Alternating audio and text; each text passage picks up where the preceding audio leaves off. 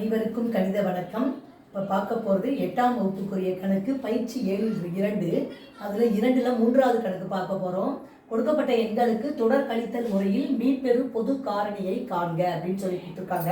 கொடுக்கப்பட்ட நம்பர் 280 மற்றும் 420. இதில் பெரிய நம்பருக்கு நம்ம என்ன பண்ணுறோம், எம்னு கொடுத்துக்கிறோம்.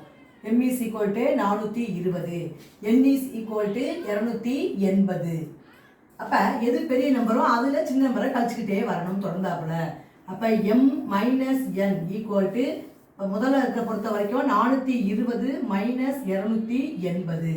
இதில் கழிச்சோம்னா 0ல் 0, அடுத்து 2, 12ல் 8 போனால் 4, 3ல் 2 போனால் 1.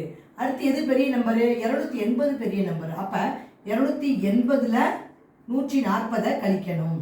கழிச்சோம்னா வரக்கூடிய விடை 140.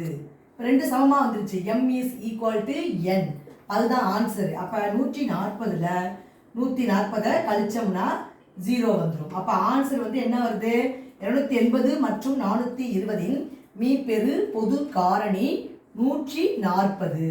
கணக்குக்குரிய விடை 140. புரிஞ்சுங்களா?